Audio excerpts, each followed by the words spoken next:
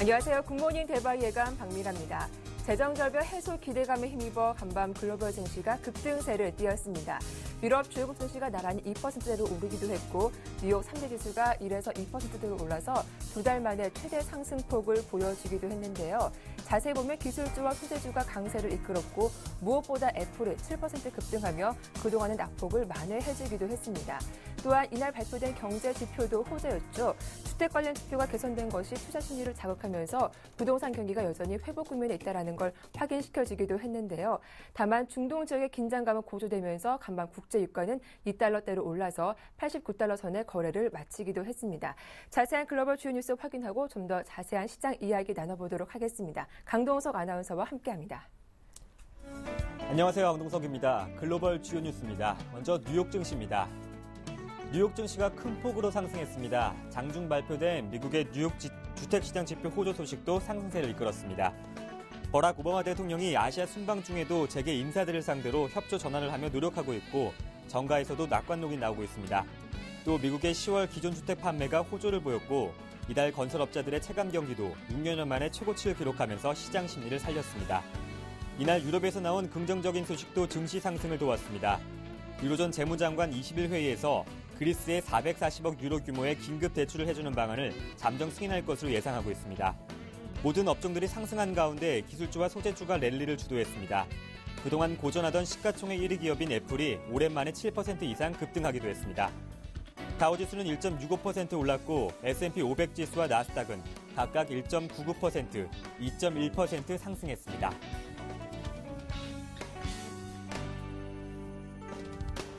유럽 증시도 나흘 만에 큰 폭으로 반등했습니다. 미국 재정절벽 협상에 대한 기대감과 미국 지표 호조 등이 변수를 이끌었습니다. 유로존에서는 스페인 은행권 부실 규모가 또다시 사상 최대 수준까지 올랐지만 은행권 구제금융 지원 자금이 400억 유로에 못 미칠 것으로 알려지면서 우려가 줄어들었습니다. 가장 큰 상승 재료는 버락 오바마 미국 대통령의 재정절벽 해결 의지였습니다. 오바마 대통령이 지난 주말 의회 지도자들과 재정절벽 대책을 마련하기 위해서 백악관에서 회동한 데 따른 기대감이 투자 심리를 크게 개선시켰습니다. 전날 태국 방콕에서 열린 기자회견을 통해 재정절벽을 피하는 합의를 이룰 것으로 확신한다고 공언한 데 이어 직접 주요 기업 CEO들에게 전화를 걸어 재정절벽 해결에 대한 재개 협조를 요청한 것으로 알려지면서 상승폭이 확대됐습니다. 또 미국의 10월 기존 주택 판매와 체감 경기도 호조를 보여 시장 심리를 살렸습니다. 나라별로는 영국이 2.36% 올랐고 프랑스와 독일이 각각 2.93%, 2.49% 급등했습니다. 다시 미국으로 가보겠습니다. 미국의 10월 기존 주택 판매가 예상 외의 호조를 보였습니다. 주택 가격도 상승하고 재고 물량도 크게 줄어 부동산 경기는 여전히 회복세를 보이고 있는 것으로 풀이됩니다. 지난 10월 중 미국 기존 주택 판매가 전월 대비 2.1% 증가했습니다. 이는 2.9% 감소했던 지난 9월에 비해 크게 개선된 수치인데요. 하지만 9월 중 판매량 증가율은 종전 1.7% 감소해서 2.9% 감소로 하향 조정됐습니다. 반면 주택 판매 가격은 상승세를 이어갔습니다. 10월 중 기존 주택 평균 판매 가격은 17만 8,600달러로 1년 전 같은 달에 비해 11.1%나 상승했습니다. 또 기존 주택 재고는 214만 채로 지난 2002년 12월 이후 거의 10년 만에 가장 낮았습니다. 한편 전미주택건설협회가 발표한 이달 주택시장 지수도 46을 기록하며 전월의 41은 물론이고 시장 전망치였던 41도 상회했습니다. 이는 최근 6년여 만에 가장 높은 수준이며 주택건설 업체들의 체감 경기가 그만큼 나아지고 있다는 것을 뜻합니다. 로이터 통신에 따르면 유로존 재무장관들이 20일 회의를 통해서 그리스에 440억 유로 규모의 긴급 대출안을 승인할 것이라고 보도했습니다.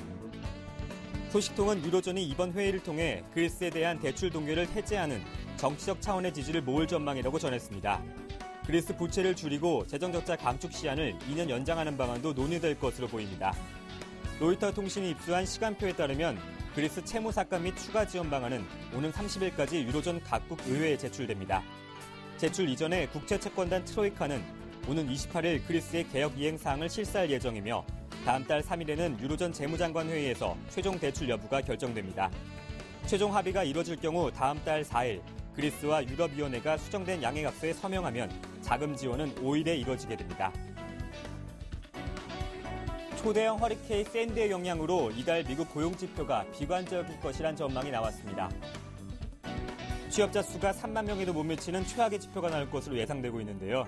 CNBC에 따르면 도이체방크 수석 이코노미스트는 샌디로 인해 11월 중 고용 지표 악화가 예상보다 더 크게 나타날 것이라고 전망했습니다. 그는 이달 비농업 취업자 수가 2만 5천 명 증가에 그칠 것이고 실업률도 8%로 다시 상승할 것이라고 예상했습니다. 앞서 10월에는 취업자 수가 17만 1,000명으로 증가했고 실업률은 7.9%를 기록했었습니다. 지난 10월 말 뉴욕과 뉴저지, 펜실베니아 등지를 강타한 샌디로 인해 받은 피해 규모가 500억 달러로 지난 2005년 카트리나와 비슷할 것으로 추정되지만 실제 피해 규모는 이를 능가할 것으로 보입니다. 이로 인해 지난주 실업수당 청구 건수는 무려 7만 8천 건이나 급증한 43만 9천 건에 이르렀습니다. 아울러 라보그나 이코노미스트는 이로 인해 미국 국내 총생산 성장률도 예상보다 부진할 수 있다고 경고했습니다.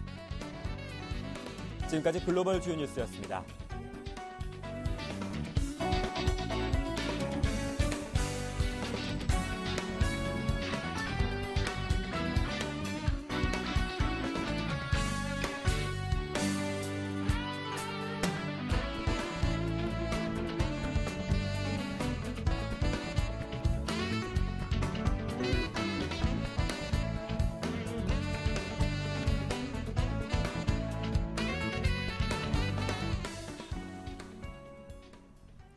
네, 글로벌 핫이슈 인백스 투자자문의 이현민 본부장과 함께하겠습니다. 안녕하세요. 네, 안녕하십니까?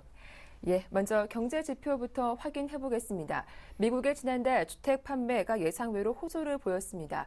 주택 가격도 상승하고 재고 물량도 줄었는데 내일이면 또 다른 주택 관련 지표가 발표가 되죠. 좀 긍정적인 기대감을 갖게 한 것 같네요. 그렇습니다. 그나마 경제 지표 중에서는 기조적으로 주택 관련 지표는 이상 없이 현재까지는 발표된다라고 볼 수가 있겠습니다. 역시 태풍 샌디의 영향이 어느 정도까지 미치느냐 이런 내용에 대해서 투자자들이 관심을 현재 표하고 있는데요. 이런 경제 지표뿐만 아니라 주택 시장 지표가 예상대로 나오자 오늘 뉴욕 증시가 이에 화답하듯이 큰 폭의 상승세가 나왔습니다. 오늘 발표된 미국의 건설 지표로는 두 가지가 발표가 됐는데요. 11월 주택시장 지수와 10월 기존주택 판매가 발표가 됐습니다. 11월 주택시장 지수는 46으로 10월 41보다 5포인트가 올랐는데요.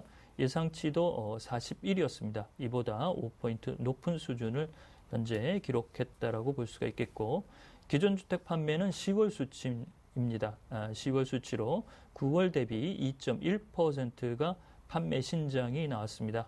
9월 수치는 마이너스 2.9로 하락세를 면치 못했는데요.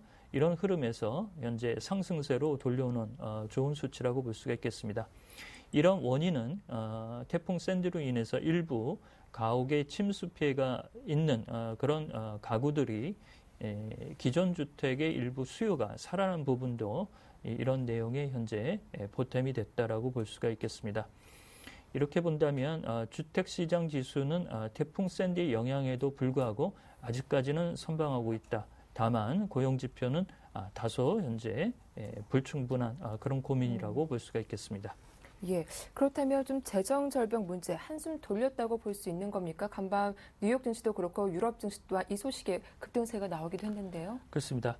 오늘 나스닥 지수가 상당폭 올랐죠. 애플의 그 반등세도 아주 컸습니다. 오늘 애플이 7.2%까지 올라가면서 주가는 565달러 75센트에 마감을 했는데요.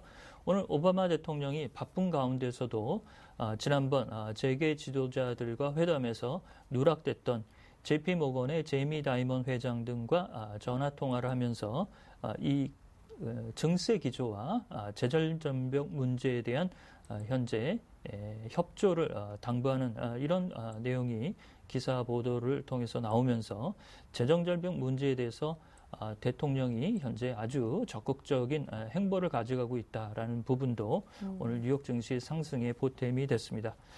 연말까지는 이런 그 재정 절벽의 문제가 해결될 수 있다라는 내용과 불확실성이 남아있다라는 우려 속에서 주가는 좀 시속 게임을 벌인다라고 볼 수가 있겠는데요. 오늘 주가가 이렇게 많이 오른 내용에서도 악재성 요인들은 있었습니다. 골드만삭스가 연말까지 S&P 500 지수 기준으로 8% 이상 하락할 것이다라는 부정적인 전망에도 불구하고 오늘 주가가 좀 올랐고요. 특히 오늘 제러미 시겔 펜실베니아 와튼 스쿨의 교수가 자본 이득세가 현재 15%에서 5% 인상된 내년에는 20%로 인상되기 때문에 많은 주식을 가지고 있는 부호들이 일부 자본 이득세의 내용에서 이런 부분을 좀 피하고자 주식시장에서 주식을 좀 내다 파는 이런 현상이 나타나고 있다라는 이런 악재성 요인에도 주가가 올랐다는 점 긍정적이라고 볼 수가 있겠습니다. 네. 이어서 유로존 재무장관들이 현지 시간으로 20일 그리스에 대한 긴급 대출안을 승인한다라는 소식도 들리기도 했습니다. 그리스의 구제금융 지원, 좀 이제 해결될 기미를 보이고 있는 겁니까? 거의 이제 뭐 95%까지 온 것으로 보이고요. 막판에 이제 진통은 IMF와의 조율 이런 부분이 좀 남아 있다라고 볼 수가 있겠습니다. 오늘 이제 우리 시간으로 오후에 이 구제금융과 관련된 특별 유로존 재무장관 회담이 속개가 됩니다. 현재 IMF와 EU 집행부 간에 다소 불협화음이 있는데요. 불협화음은 앞서 이 시간을 통해서 말씀드린 대로 두 가지 요인입니다. IMF는 2020년까지 그리스가 공공부채 비율을 GDP 대비 120%로 맞출 것을 아직까지 강력하게 요구하고 있는 상황이고요. EU는 이보다는 조금 더 늘어날 수 있다.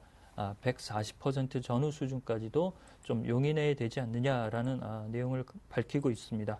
또한 IMF는 부채 헤어컷 문제 이런 부분도 현실적으로 좀 필요하지 않느냐라고 얘기를 하고 있지만 현재 독일과 올리렌 EU 금융통화 담당 집행위원은 이런 내용은 현재 상정하지 않은 채로 논의를 좀 계속 고수할 것을 현재 요청하고 있는 상태입니다.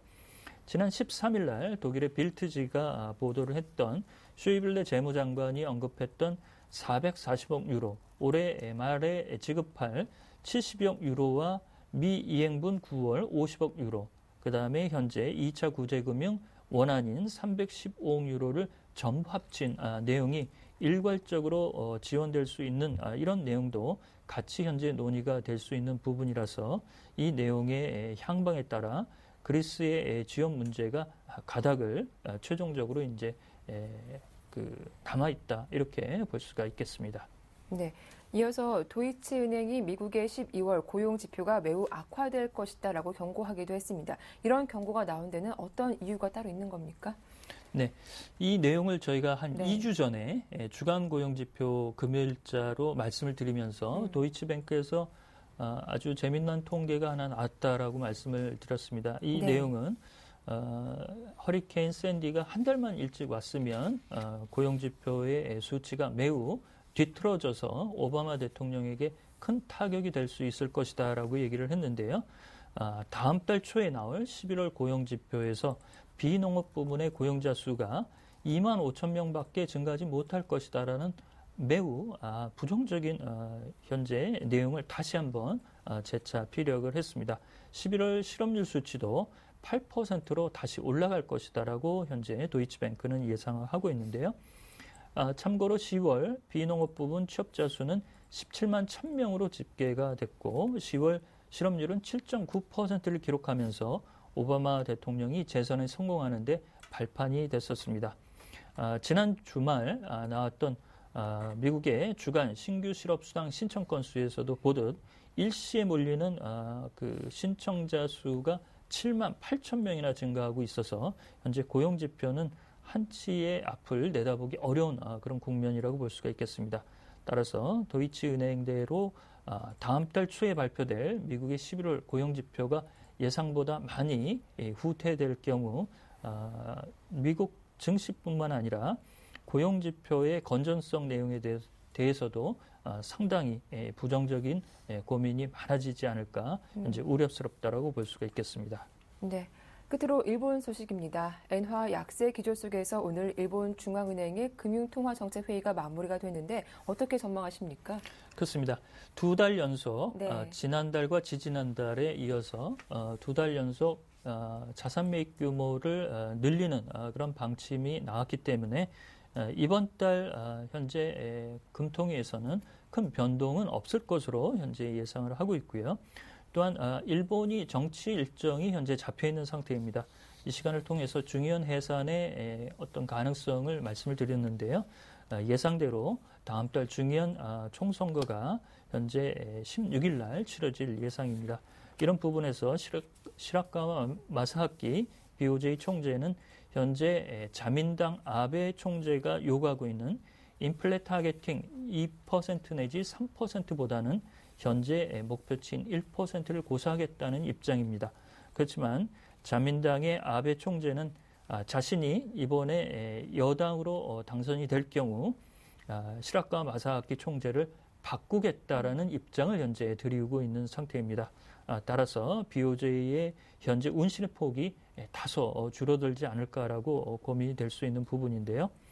결과적으로 올해 엔화의 엔달러 환율을 보면 연초 76.9엔대에서 현재 81엔 81.20엔으로 5.7% 절하된 수치고 원화는 1151원에서 1087원으로 5% 현재 절상된 수치로 나오고 있습니다. 이런 부분에서 엔화의 약세 기조는 내년도 양적 완화 카드를 추가적으로 들어밀 수 있는 그 연준의 추가 양적 완화 카드가 나오기 전까지는 현재의 약세권의 기조를 조금은 더 이어가지 않을까라고 볼 수가 있겠습니다.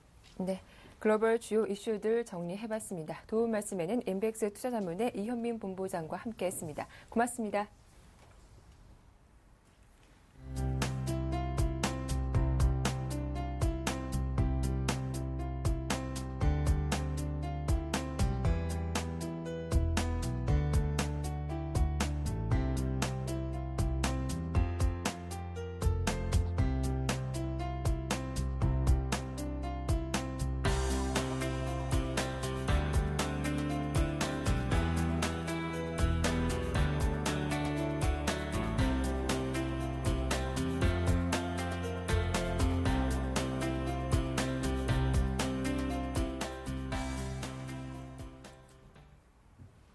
네, 국내 증시 마감 상황과 주요 이슈들 정리해보겠습니다. 오늘 순서는 와이즈인베스트 심기원 대표와 함께합니다. 안녕하세요. 안녕하십니까.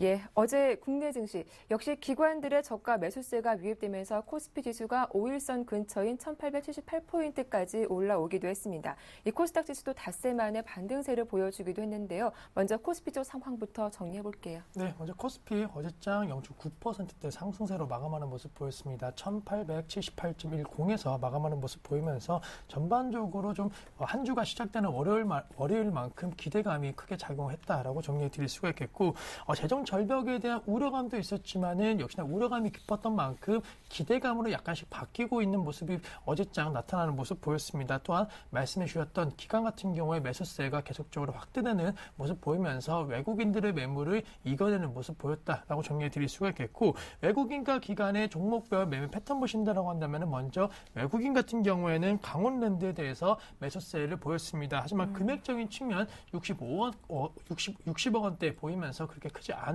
매수세 보였고, 그 밖에 마찬가지로 KT라든가 삼성중공업, 그 다음에 대우 인터내셔널 같은 종목 쪽으로 소폭 매수 우위를 기록을 하였습니다. 반면에 기관 같은 경우에는 역시나 국내 시총 상위 종목군의 대부분에 대해서 매수세 보였는데, 특히나 삼성전자에 대해서 600억 원대, 그리고 현대차 130억 원, 포스코 110억 원대, GS 91억 원, LG전자에 대해서 88억 원대 매수 우위를 보이면서 역시나 지수를 이끌어주는 모습은 역시나 기관에서 나타났다라고 정리해 드릴 수가 있겠고, 반대로 매도 종목 같은 경우에는 외국인은 시총 상위 종목군에 대해서 매도세 보였습니다. 삼성전자에 대해서 330억 원대, LG전자 260억 원대, 그 밖에 기아차, 현대차, LG 디스플레이 시총 상위 종목 쪽으로 매도세 보였고, 반면에 기관 같은 경우는 NC소프트, 기아차, 휠라코리아, 고려아연에 대해서 매도세 보이면서 전체적으로 지수에 대한 방향성, 그리고 지수에 대한 매매 패턴에 있어서 기관과 외국인 엇갈린 양수 속에서 어제장 마감했다라고 정리해 드릴 수가 있겠습니다. 네, 이렇게 기관은 시가총액 상위 종목군들을 골고루 매수한 반면 외국인은 매도하고 있다는 점 투자하실 때 참고해 보시면 좋겠습니다.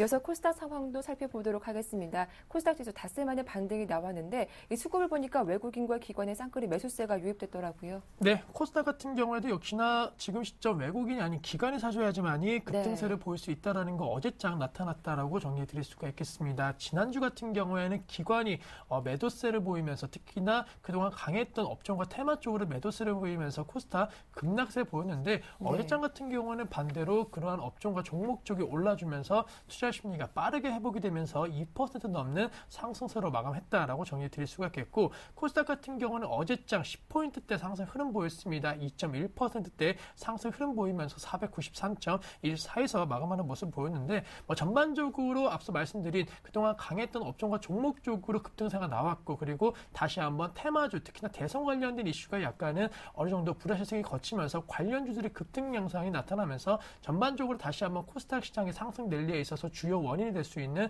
테마와 그리고 투자 심리 수급이 어느 정도 어제는 괜찮았다라고 정리해 드리면서 역시나 지난주 많이 급락했던 만큼 어제장 급등에 있어서 코스피 대비해서 상대적으로 상승폭은 컸다라고 정리해 드릴 수가 있겠습니다. 네, 어제 코스피 쪽에서는 대부분의 업종에 빨간불이 들어오기도 했습니다. 외국인과 기관의 순매수세가 유입됐던 업종은 먼저 어디인지 살펴봐 주시죠. 네, 우선은 외국인과 기관 동반 순매수 업종 의약과 그리고 통신, 증권 업종이었다라고 정리해 드릴 수가 있겠습니다. 전반적으로 강세 흐름 보였지만은 수급 쪽으로는 약간은 내수주 중심으로 수급이 쏠렸다라는 거 그리고 증시가 좀 반등세 보이면서 증권업 쪽으로 수급이 좀 개선되었다라는 점 말씀드리겠고 반면에 동반 매도세 보인 업종은 은행 업종이 될 수가 있겠습니다. 또한 전일장 강세 업종, 건설, 의약, 증권, 전기전자, 음식료 업종 대부분 업종군들이 강세 흐름 보였지만은 운수 장비와 은행, 운수 창고 업종만이 약간 약세 흐름 보였다는 거 참고하자라고 정리해 드릴 수가 있겠고 특징주 같은 경우에는 STX 조선해양을 비롯한 조선 업종이 될 수 있을 것으로 판단되고 있습니다.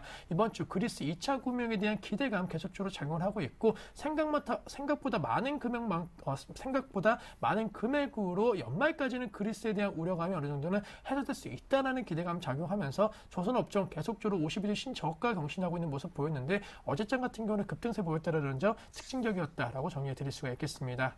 네, 특징주도 한번 살펴봐 주시죠. 어제 조선주가 좀 유독 강한 모습을 띄었던데요. 네, 저는 말씀드렸던 대로 역시나 특징 업종, 조선 업종이 될 수 있다. 여러 가지 종목이 있겠지만은 삼성중공업이라든가 대우조선해양 약간 LNG 관련된 부분에 있어서 기대감이 높았던 종목 쪽으로도 급등세는 동반해서 나왔다라고 정리해 드릴 수가 있겠습니다. 아무래도 지금 시점 중동에 대한 리스크가 우려감이 커지면서 유가 급등에 따른 해양 플랜트라든가 LNG 관련된 부분에 있어서의 다시 한번 좀 기대감 작용하고 있다라는 거 어제장에서도 특징 이슈였다라는 거 다시 한번 꼭 기억을 하자라고 정리해 드릴 수 있겠습니다. 네, 이어서 코스닥의 업종별 분위기도 확인해 보겠습니다. 어제 코스닥 쪽에서는 어느 업종이 유독 강했습니까? 네, 코스닥 같은 경우에는 어제장 전반적으로 좀 강세 흐름 보였습니다. IT 부품이라든가 의료정미, 소프트웨어, 통신 장비 업종 쪽으로 강세 흐름 보였고 약세 흐름 보이는 업종은 역시나 지수가 2% 상승 랠리 보이면서 없었다라고 정리해 드릴 수가 있겠습니다. 또한 전반적으로 좀 특정 업종 말씀드리면 카지노 업종 계속적으로 말씀드릴 수가 있는데 그동안 게임이라든가 엔터 관련주들이 계속적으로 차익 매물이 나오면서 그동안 선전했던 카지노 관련주까지도 약간은 동반 하락하는 모습 보였습니다. 하지만은 펀더멘털에 대한 우려감이 오히려 기대감으로 다시 한번 작용하고 있다는 거 엔터주보다는 역시나 기대치보다 실적 기대치를 상회하고 있는 실적이 나타날 가능성이 상당히 높은 것이 카지노고 앞으로 정부 정책에 대한 기대감이 계속적으로 나오고 있다는 거 어제장 급등을 이끌어줬다라고 정리해 드릴 수가 있겠고 특징 종목 하나 말씀드리면 이렌텍이 계속적인 급등세에 보이고 있습니다. 이렌텍뿐만이 아니고 휴대폰 케이스 업체 자체적으로 모든 종목군들의 급등세가 보이고 있다는 거 IT 부품과 관련된 부분에 있어서 약간의 이제 케이스 관련주 쪽으로 테마가 약간 옮겨가고 있다는 거 어제장 계속적으로 나타났다라고 정리해 드릴 수가 있겠습니다. 예, 앞서 어제 정치 테마주가 유독 강세를 보여주기도 했다라고 말씀해 주셨는데 어제 신공항 테마주 모두가 급등하는 모습을 보여주기도 했습니다. 관련 종목들 흐름도 한번 살펴봐 주시죠. 네, 저는 말씀해 주셨던 대로 전반적으로 강세 흐름 보였습니다. 두어 산업카드 종목군들을 비롯해갖고 대부분 종목군들 4%대 상승 랠리가 이어졌는데 말씀해 주셨던 신공항과 관련된 부분 동남아 지역에 있어서의 지금 시점 계속적으로 이 신공항을 추진해야 된다는 후보들의 그런 공약이 계속적으로 나오고 있기 때문에 역시나 모멘텀적으로 계속적으로 현재 작용을 하고 있다라고 정리해 드릴 수는 있겠지만은 대부분의 종목군들이 좀 추세가 하락적으로 이어지고 있다라는 거 무조건적으로 접근하시는 전략은 약간 리스크가 있을 것으로 판단되고 있고 최근에 계속적으로 나오고 있는 얘기가 지방 항공 같은 지방 그러한 지금 공항 같은 경우 계속적으로 적자가 나고 있는 구조입니다. 따라서 이것이 무조건적으로 실행될지에 대해서는 좀 의문이 좀 드는 것이 사실이기 때문에 관련주에 대한 접근을 좀 자제하시는 전략 필요하다라고 정리해 드릴 수가 있겠습니다. 네, 이어서 오늘 한 줄 전략 들어보도록 하겠습니다. 어제 국내 증시 강한 반등이 나왔었는데 간밤 또 글로벌 증시 또한 급등세로 마감하기도 했습니다. 오늘 이어서 이런 추가적인 상승 기대해 볼 수 있을까요? 네, 우선 결론적으로 충분히 네. 상승세는 기대할 수 있다라고 정리해 드릴 수가 있는 게 아무래도 투자 심리가 좀 완화되고 있는 모습 보이고 있습니다. 또한 네. 그동안 낙폭이 컸던 이유가 재정 절벽과 관련된 불확실성이었는데 그것이 조금씩 해소에 대한 기미가 어느 정도 보이고 있다라는 것은 우리 증시를 비롯한 글로벌 증시 그동안 낙폭이 과했다라는 인식이 빠르게 확산될 가능성이 있을 것으로 판단되고 있기 때문에 어느 정도의 상승 랠리는 이번 주 중반까지 즉 수요일이라든가 목요일까지는 충분히 이어질 수 있을 것으로 판단되고 있습니다. 따라서 어제장과 마찬가지로 오늘장까지는 약간 상승 랠리를 어느 정도 즐기시는 전략이 좀 필요할 것으로 판단되고 있고 그렇다라고 해서 이제 대세 상승으로 완전히 바뀌었다라고 보기는 어려울 것으로 판단되고 있기 때문에 짧게 수익 날 때마다 좀 수익 실현하시는 전략으로서 시장 대응 전략 짜신다라고 한다면은 언제든지 리스크 관리에도 좀 용이하지 않을까라고 말씀드리면서 오늘장까지는 약간 시장 상승 즐겨보자라고 정리해 드릴 수 있겠습니다. 네, 단기 반등에 염두를 해봐야겠다라는 말씀 잘 들었습니다. 지금까지 와이즈인베스트 신기원 대표와 함께했습니다. 도움 말씀 고맙습니다. 네, 이어서 샘플러스 김현근 전문위원과 어제장 이슈들 자세하게 정리해보겠습니다. 안녕하세요. 네, 안녕하세요. 예, 먼저 어제 코스피 반등에는 기관의 힘이 상당히 컸습니다. 기관이 대형주 위주로 매수를 했던데요. 이 관련 내용 좀 자세하게 살펴봐 주시죠. 예, 그렇습니다. 대형주들의 그동안 좀 낙폭이 과대했던 이런 쪽 위주로 해서 기관의 매수가 좀 상당히 많이 유입이 됐는데, 네. 물론 이제 프로그램 매수가 좀 상당했던 부분은 좀 있습니다. 그래서 일단 그런 반등에 좀 의미를 좀 두고 있는데요. 그런 배경적인 부분은 역시 이제 미국의 재정절벽 부분에 대해서 미국의 오바마 대통령과 민주당, 공화당 지도부 회동회에서 좀 어떤 건설적인 부분으로 진행이 좀 되고 있는 부분, 이 부분으로 해서 시장이 좀 반등이 나왔고, 오늘 같은 경우에는 해외 시장이 상당히 좀 큰 폭의 상승을 보여줬었는데요. 이런 부분들이 우리 국내 시장에서는 어제 좀 선반영이 좀 된 부분, 이런 흐름이 좀 나타났다고 판단이 듭니다. 그래서 전일 같은 경우에 건설이라든가 조선이라든가 화학업종 이러한 쪽에서 좀 반등들이 좀 시도가 됐죠. 현대건설이라든가 삼성중공업, 화학 쪽에서 LG화학, 라겐나 이러한 종목들이 좀 강한 모습들이 좀 나타났었는데요. 이러한 부분들은 좀 반등의 의미라고 사실은 좀 보고 있고, 오늘 정도까지의 추가적인 상승 반등이 가능하다고는 좀 보고 있지만 일단은 좀 반등의 흐름이라고 봐야 될 것 같고요. 하지만 이제 이 부분에서 이러한 종목들 중에서 4분기에 혹은 또 내년에 실적 개선이 기대가 되는 종목들은 충분히 현재 시점에서도 좀 관심을 가질 수 있지 않나 이렇게 좀 판단을 해봅니다. 수급이 또 기반이 되는 이러한 종목들은 충분히 좀 관심을 가질 수 있을 것 같은데요. 그래서 그 중에서 어제 좀 괜찮은 흐름이 나타났던 라겐락이라는 종목을 좀 점검을 해보도록 하겠습니다. 동사 같은 경우는 많이 여러분이 투자자분들이 잘 아시겠지만 생활용품 유통업체죠. 그러한 사면 결착 방식의 그 밀폐용기, 이 밀폐용기를 만드는 그러한 회사인데요. 종합 주방, 생활용품 업체로 지금 성장을 하고 있는 이러한 기업이죠. 2000년도 초반, 2004년도에 중국 시장에 좀 진출을 하게 됐었는데요. 현재 같은 경우에는 직영 매장이 한 100여 개가 넘고 백화점이라든가 대형 할인점이라든가 TV 홈쇼핑 이렇게 해서 한 7천여 개의 이런 유통 채널을 확보하고 있는 이러한 상태죠. 그래서 이러한 사실은 상장하고 나서 이제 중국에서의 어떤 성장 부분이 상당히 좀 기대가 됐었는데요. 최근에 주가의 흐름이 좀 약간 지지부진했던 부분을 좀 보자면 국내 매출 부분이 좀 약간 부진할 수 있다는 이런 가능성. 홈쇼핑에서 약간 판매가 좀 부진하고 있고 이런 부분들로 인해서 최근에 주가의 흐름이 좀 좋지 못했었는데요. 이 부분은 이제 또 그러한 영향 부분과 재고 관리 부분도 사실은 좀 잘 못했었습니다. 그러한 부분, 성장성 대비한 비효율적인 재고 관리, 이러한 부분들을 좀 원인으로 해서 주가의 흐름이 좀 지지부진한 그러한 모습이었었는데, 최근에 좀 다시 한번 주가가 좀 상승을 시도하고 있는 모습이 좀 나타나고 있는데요. 바로 동사의 어떤 매출 비중을 보자면 중국이 한 42% 정도 지금 비중을 차지를 하고 있고요. 한국 국내에서 한 36%, 동남아에서 한 6% 정도 이렇게 매출 비중이 좀 차지를 하고 있는데 바로 중국에서의 성장 부분이 좀 지속이 되고 있는 부분을 우리가 주목을 좀 해봐야 될 것 같습니다. 현재 중국에서 밀폐용기 브랜드 인지도로 따지자면 지금 현재 락앤락이 1위를 달리고 있는 그러한 모습을 확인할 수 있고요. 그 부분에 있어서 매출도 계속 꾸준하게 성장을 하고 있는 상황이고 얼마 전에 그 음료 파동 뭐 이런 사건이 좀 있었는데요. 이런 부분 때문에 이제 환경 호르몬이 없는 유리 밀폐용기 여기에 대한 수요가 좀 상당히 좀 급증을 하고 있는 모습입니다. 동사의 그런 제품들이 상당히 수요가 좀 늘어나고 있는 모습이기 때문에 앞으로 더 매출 실적에 대한 중국에서의 성장 부분을 좀 기대를 해볼 수 있을 것 같고요. 현재 그리고 중국 1선 도시 거기에서 벗어나서 2, 3선 도시까지도 지금 확대가 돼가고 있는 그런 성장을 좀 기대를 해볼 수 있을 것 같습니다. 그리고 이제 동남아 쪽에서의 성장 부분도 좀 기대를 해볼 수가 있는데요. 바로 베트남이라든가 태국이라든가 인도네시아 이쪽에서도 지금 실적이 턴어라운드가 좀 기대가 되고 있는데요. 이 부분은 바로 이제 홈쇼핑 업체들이 지금 진출을 하게 되고 있죠. CJ라든가 GS라든가 롯데 이러한 국내 홈쇼핑 업체들이 동남아 쪽에 지금 진출하면서 앞으로 이런 성장의 어떤 발판을 좀 마련하고 있는 이런 모습이라고 생각이 들고요. 아직까지는 동남아 쪽에서의 매출 비중 아까 설명드린 대로 한 10% 이내 미만의 그런 비중을 좀 차지를 하고 있지만 이 부분이 점차 더 성장이 될 거라고 보고 있습니다. 그리고 이제 뭐 가구라든가 욕실용품 뭐 이런 부분에도 공략을 좀 나서면서 사업의 다각화를 지금 추진하고 있는 이런 모습도 하나의 성장의 좀 모멘텀으로 좀 볼 수 있을 것 같습니다. 차트를 좀 보시면서 매매 전략을 좀 말씀드리도록 하겠습니다. 최근에 그리고 이제 수급적인 부분도 좀 확인을 해보면 이러한 외국인의 매수가 좀 눈에 띄는 모습이고요. 그리고 뭐 기금의 매수도 좀 유입이 되고 있는 양호한 수급의 모습을 좀 보여주고 있습니다. 자, 최근에 이러한 저점을 형성하고 나서 21선을 좀 돌파하는 이러한 흐름이 좀 나타나고 있습니다. 현재 상태에서 좀 접근이 가능할 것 같고요. 월봉을 한번 보시면 거의 상장 이후에 그런 하단 밴드 이 부분까지 그 수준까지 주가가 좀 내려온 상태죠. 충분히 좀 반등을 시도할 수 있는 그런 구간이라고 생각을 합니다. 매수가를 제시를 해드리면 전일 종가였던 23,700원 제시를 해드리고요.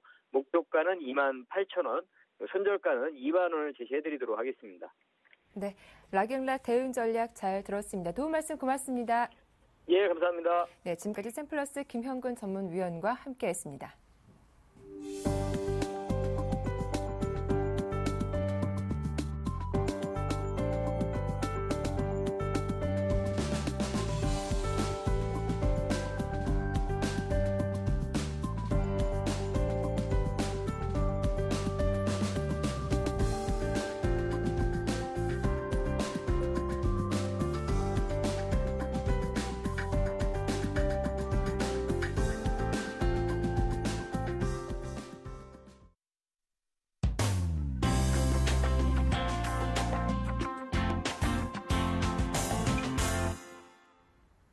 예, 조금 전에 속보가 하나 떴죠. 무디스가 프랑스의 국가 신용 등급을 현재 트리플 A 등급에서 더블 A1으로 하향 조정했다라는 소식이 들리기도 했는데요. 이와 관련해서 평택통론 정호영 전문가에게 조금 더 자세한 이야기 들어보도록 하겠습니다. 전문가님 안녕하세요. 네, 안녕하세요. 예, 어제 국내 증시 코스피, 코스닥 모두 좀 반등이 나왔습니다. 어제 상승 어떤 의미를 부여해야 할지 궁금하기도 한데요. 간밤 뉴욕 증시 큰 폭으로 올라왔는데 조금 전 무디스가 프랑스의 국가 신용 등급을 강등시켰다는 소식이 들리기도 했습니다. 오늘 국내 증시 좀 영향을 줄 수 있을까요? 네, 아마도 영향을 줄 것 같고요. 네. 뭐 미국도 마찬가지고 유럽도 그렇지만 당분간 어떤 그 신용 등급 차원에서는 뭐 좋기는 어렵다고 봐야겠죠. 그리고 먼저 그 말씀을 드릴게요. 어제 한국의 상승은 해외 증시의 어떤 선반영이 됐다 저는 이렇게 보고 있습니다. 왜 그러냐면 어제 철저하게 파생으로 올라간 거거든요. 만약에 현물로 올라갔으면은 좀 내용이 다른데 철저하게 파생으로 올라갔습니다. 그래서 일단 해외 증시가 미리 상승할 거를 어느 정도 예상하고 그다음에 좀 선반영됐다 이렇게 볼 수 있고요. 그리고 지난 9월 중순에 2010포인트대까지 올라갔었잖아요. 지수가. 그렇죠? 근데 최근에 1860을 한번 깬 적이 있었으니까 대략 한 150포인트 정도 내려온 거거든요. 150포인트 정도 내려왔다가 반등 나올 수도 있는 거고요. 또 해외 증시 같은 경우 이제 상승 원인이 뭐냐면 주택 지표라든가 이런 거 개선하고 이제 오바마의 발언 이런 것들 좀 두루두루 이제 섞여서 올라왔는데 크게 보면 딱 하나예요. 그냥 낙폭과대입니다. 낙폭과대에 따른 반등. 뭐 전 그 이상도 이해가 아니라고 보겠고요. 일단 이제 단기 중기 전망을 말씀드리겠고요. 그다음에 어제 시장을 좀 자세하게 분석을 좀 해드리겠습니다. 먼저 단기는요, 1875선 전후의 혼주세 이후에 하락할 것이다 이렇게 볼 수 있겠습니다. 어제 같은 경우에 이제 1880도 넘어갔었는데 이건 조금 더 제가 설명드리겠는데요. 1870선 이상의 주가는 좀 거품 지대로 인식합니다. 왜 그런지를 좀 이따 설명드리겠고요. 그 다음에 중기적으로는 여전히 똑같습니다. 그리고 제가 계속해서 이제 반복적으로 하는 얘기 있죠. 만약에 언젠가 1850선이 이탈했을 때 전기, 전자와 파생 흐름을 주목해야 된다. 이 말은 뭐냐면요. 그때 속도를 가늠하려고 그런 겁니다. 그러니까 예를 들어서 언젠가 1850선 이탈되더라도 전기, 전자와 파생의 흐름에 따라서 속도가 빨라질 수도 있고 느려질 수도 있거든요. 그러니까 이런 게 있잖아요. 똑같이 지수가 올라가거나 내려가도 속도가 빠른 경우가 있고 느린 경우가 있는데 이거 굉장히 중요한 겁니다. 그러니까 결과적으로 어느 정도 올라가거나 내려가더라도 속도가 빠르면 차라리 낫죠. 근데 느리면 굉장히 사람들이 지치거든요. 그래서 일단 그렇게 보시면 되겠고요. 자, 그러면 정말 중요한 이야기 해드리겠는데요. 왜 1810선 이상이 거품 지수대인지 이걸 설명드릴게요. 제가 오늘 단기 전망에서 그렇게 말씀드렸었잖아요. 조금 전에 1870선 이상의 주가는 거품 지수대로 인식한다. 그렇기 때문에 1875선 전후는 혼조세 이후에 하락할 것이다 이렇게 말씀드렸는데 왜 거품인지 한번 구체적으로 수급으로 설명드리겠습니다. 자, 월요일 어제였죠. 코스피하고 삼성전자 매매 동향을 보면요. 코스피는요. 개인이 이제 300억대 매도, 외국인 1,300억대 매도, 기관은 1,700억대 매수라고 돼 있지만 프로그램 매수가 2,800억이에요. 그러면 프로그램 매수를 빼면 기관도 매도였다는 얘기죠. 그러면 어제 코스피에서는 뭡니까? 프로그램만 매수하고 다 매도했다는 얘기예요. 자, 삼성전자 마찬가지입니다. 크지는 않지만 어제 외국인 매도했습니다. 그 다음에 기관 같은 경우에도 4만 5천 주 매수해서 그럴듯해 보이지만 프로그램 매수가 5만 7천 주입니다. 다시 말하면 프로그램 매수를 빼버리면 기관도 순매도라는 얘기입니다. 자, 여기서 보시는 것처럼 코스피 지수 전체, 그 다음에 우리나라에서 시가총액이 가장 큰 삼성전자도 어떻게 됩니까? 프로그램만 매수가 나왔다는 얘기죠. 자, 그럼 왜 프로그램 매수가 나왔을까요? 바로 파생 때문에 나온 거죠. 그러니까 현재 파생 흐름 가지고 지수를 올린 거란 거예요. 그래서 거품이라고 하는 거예요. 제가 단순하게 그냥 거품이라고 하는 게 아니라. 그래서 이게 만약에 지금 계속 이어질 것 같으면 좋은데 현재 뭐 제가 파생 흐름까지 말씀드리다 보면 너무 시간이 많이 걸리니까 그건 생략을 하는데요. 이게 그렇게 녹록지가 않다는 겁니다. 만약에 외국인들이 코스피에서 현물로 매수하고 삼성전자도 또 마찬가지입니다. 외국인하고 기관하고 실질적인 순매수가 나왔다 그러면 또 다른데 파생 흐름이기 때문에 또 프로그램으로 결국은 이제 매수가 나왔다는 거죠. 그래서 제가 보기에는 이게 견고하지 않다 이렇게 볼 수 있겠고요. 자, 변동성 구간의 지수 흐름 시나리오를 좀 잠깐 말씀드리겠습니다. 정상적인 지수 구간은 1810선 이하가 현재 정상입니다. 어제 이미 선반영됐고요. 최대 거품 지수는 1890선까지 봅니다. 만약에 어제 해외 증시 상승을 바탕으로 좀 더 탄력을 받는다 그러면 그래봤자 1890선 정도 보고 있겠고요. 자, 미증시가 단기 상승 시 추가 하락 시 두 가지 시나리오가 있는데요. 뭐 어제는 뭐 하루 정도 반등 나올 수가 있습니다. 여기서 반등이 더 나와도 1870에서 1890선 박스권. 그러니까 쉽게 떨어지지도 않지만 그렇다고 쉽게 치고 올라가지도 않는 이런 박스권 예상이 되고요. 추가 하락할 경우는 역시 이것도 마찬가지입니다. 1850에서 1870선 박스권이 될 것 같습니다. 만약에 추가 하락한다고 하더라도 1850이 또 쉽게 깨지진 않을 거예요.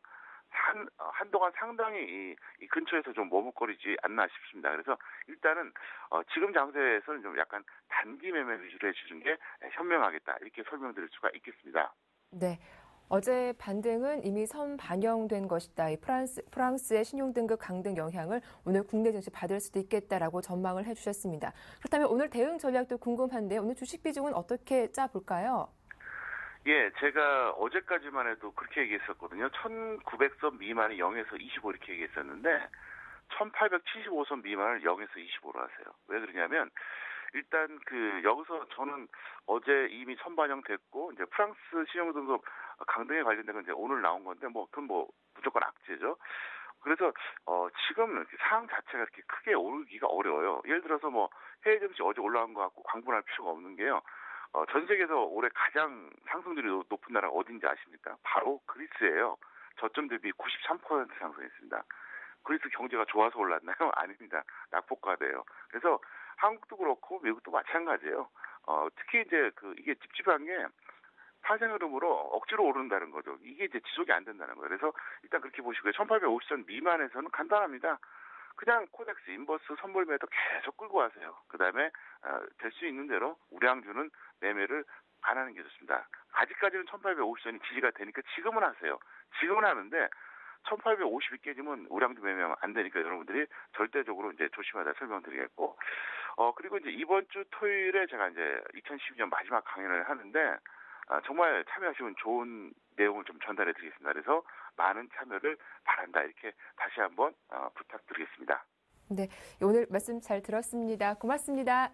네, 감사합니다. 지금까지 평택통념 정호영 전문가와 함께했습니다.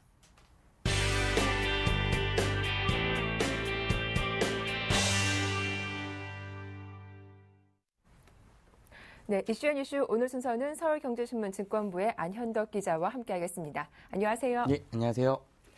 네, 이 토빈세란 국경을 넘나드는 단기성 외환거래에 불과하는 일종의 금융거래세입니다. 여전히 국내에서는 좀 생소한 단어 가운데 하나이기도 하는데요. 대선을 앞두고 여야가 토빈세를 두고 들썩이고 있다고 하죠. 민주통합당과 진보정당 등 야권 국회의원 26명이 공동으로 금융인지 시 외환거래액의 최대 30% 세금을 부과하는 토빈세법 제정안을 19일 발의했습니다. 새누리당도 토빈세 도입의 대선 공약 채택을 추진하며 박근혜 후보의 결정만 앞둬 논의가 급물살을 탈 전망입니다. 민병두 민주통합당 의원 등은 이날 환율 변동폭이 3%를 초과하는 금융위기가 발생하면 하루 단위로 외환거래에 10에서 30%의 세금을 부과하는 외국환 거래세법 제정안, 즉 토빈세법 제정안을 발의했습니다.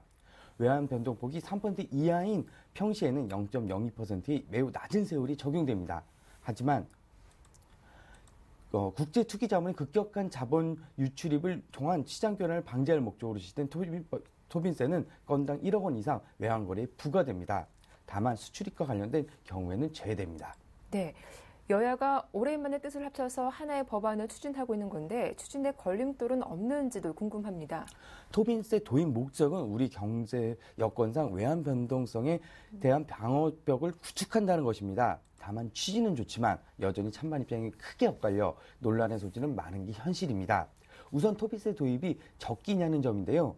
또 정부가 해외 주요국에서 도입한 사례가 없다며 반감을 드러내고 있는 데다 자칫 국제금융시장에서 자본 통제국으로 인식될 경우 발생하는 피해가 커 실제 국회 통과까지는 난항이 예상됩니다. 네, 이 사회의 뜨거운 감자로 떠오르는 부분 가운데 하나가 바로 담뱃값 인상인데요. 정부 내에서 다시 담배 가격을 올려야 한다는 이야기가 나오고 있다고 하죠. 담뱃값 인상론이 다시 불거지고 있습니다. 네. 관계 부처에 따르면 복지부는 최근 가격 인상이 금연 전체에 가장 효율적이라는 판단에 따라 국민건강진흥법 개정안 입법 과정에서 인상 검토에 들어갔습니다. 정부가 마지막으로 담뱃값을 올린 것은 2004년 12월로 500원을 당시 인상했습니다. 8년 만에 담뱃값 인상을 두고 보건복지부가 군불지픽에 나선 가운데 기획재정부 등은 냉담한 분위기인데요. 하지만 사회적 공감대는 그 어느 때보다 성숙해가는 모습입니다. 정부는 지난 2009년에도 담뱃값 인상을 추진했다가 여론의 문매를 맞고 포기한 적이 있습니다. 복지부가 뜬금없이 담뱃값 인상에 적극 나선 데는 최근 세계보건기구 담배규제기본협약 5차 서울총회에서 마가렛 첸 WHO 사무총장이 한국 담배가격이 매우 낮다는 발언의 영향이 큰데요. 담배값 결정은 복지부 혼자서 할 수 있는 문제가 아닙니다. 복지부 관할은 국민건강진흥기금 하나로 담배소비세와 지방교육세 등이 지방세법에 따라 정해지고 있다는 점에서 재정부와 복지부, 행안부, 교육부, 환경부 등 5개 부처가 머리를 맞대고 담배값 인상분을 어떻게 배분할지 정해야 합니다. 게다가 담배값은 500원 오르면 소비자 물가가 0.17% 상승할 정도로 물가에 미친 영향이 크고 약 5천 가구의 담배농가와 담배소매점 16만 개소의 반발도 감당해야 합니다. 네, 다음 소식입니다. 매년 초 신년 계획을 세울 때 운동이라고 목표를 세운 사람들 정말 많습니다. 하지만 대부분이 작심삼일에 머무는 등 실천까지 이어지기는 어려운 경우가 많은데요. 우리나라 사람들이 꾸준히 운동을 하고 있지 않다라는 그런 조사 결과가 나왔다고 하죠. 꾸준히 운동하는 한국인의 수가 최근 8년간 가장 낮은 수준을 기록했습니다. 보건복지부와 질병관리본부가 발표한 2011년 국민건강영양조사에 따르면 만 19세 이상 국민 중 꾸준히 운동하거나 걷는 사람들 수가 지속적으로 줄고 있습니다. 지난해 19세 이상 국민의 중등도 이상 실체활동 실천율은 19.3%로 지난 2005년 조사를 시작한 이래 최저 수치를 기록했습니다. 중등도 이상 신체 활동이란 최근 일주일 동안 격렬한 실체 활동은 1회 10분 이상, 1일 20분 이상, 주 3일 이상 했거나 중간 정도 실체 활동을 1회 10분 이상, 1일 30분 이상, 주 5일 이상 실천한 경우를 말합니다.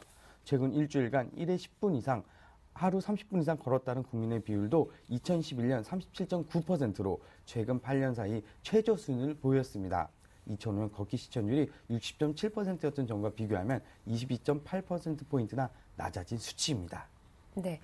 얼마 전 실패한 나로 발사 일정이 다시 잡혔다고 합니다. 나로 발사 일정 언제인지 궁금한데요. 나로 3차 발사가 오늘 29일 오후 4시로 결정됐습니다. 교육과기술부와 항공우주연구원은 오는 20일 나로 3차 발사관리위원회를 열고 이 같은 일정을 확정할 계획이라고 밝혔습니다. 발사 시간은 기상과 우주 환경 등의 특별한 변수가 없는 한 오후 4시가 유력합니다. 네. 끝으로 오늘의 주요 일정 소개해 주시죠. 예, 금일 중앙청사에서는 재정부 장관과 공정위원장 등 주요 장관들이 참석한 국무회의가 열립니다. 또 경제활력대책회의도 개최됩니다. 재정위 전체회의와 함께 원자력진흥위원회도 함께 열립니다. 또 금융감독원은 펀드 판매와 관련한 미스터리 쇼핑 결과를 이날 공개할 예정입니다. 네, 말씀 잘 들었습니다. 이슈앤이슈 지금까지 서울경제신문 증권부의 안현덕 기자와 함께했습니다. 도움 말씀 고맙습니다. 네, 감사합니다.